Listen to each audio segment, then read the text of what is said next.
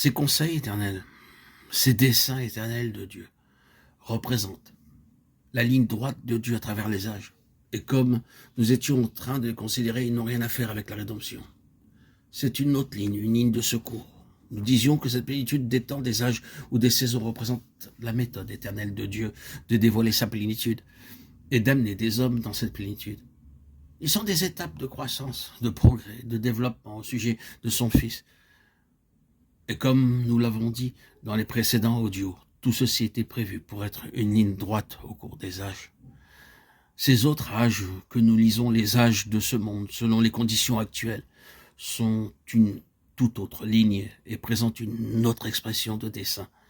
Elles ont été introduites, si nous pouvons présenter cela de façon figurée ou imaginative, de cette manière. La divinité, dans son conseil, a établi le plan pour tous les âges des âges futurs, d'éternité en éternité.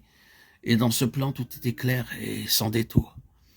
Il y aurait un dévoilement progressif de Dieu dans le Fils et une entrée progressive de l'univers dans cette plénitude. Mais alors, Dieu atteignit un point où il dut dire, en raison de sa prescience, nous parlons bien sûr de façon imaginative, mais nous savons ce qui se produira. Nous savons qu'à un certain point, l'homme que nous créons faillira, échouera.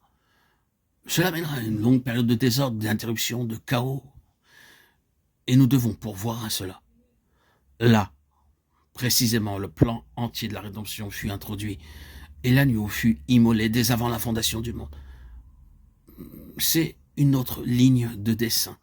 Ainsi, les âges de ce monde actuel ont dû être introduits. L'âge avant la loi, depuis la chute d'Adam jusqu'à Moïse, un âge régi par certaines choses, puis l'âge de la loi jusqu'à Christ, puis l'âge de la dispensation de l'Église. Ceci n'était pas dans le plan originel. Il est nécessaire de dire cela, parce que s'il en était autrement, cela rendrait Dieu responsable du péché. Et vous pourriez dire, eh bien, si Dieu avait planifié tout cela, la chute devait fatalement avoir lieu.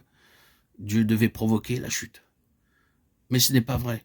Aucun de nous ne porterait à la charge de Dieu qu'il avait planifié la chute afin de rendre la rédemption nécessaire. C'est une autre ligne de dessin, de plan, selon la prescience de Dieu.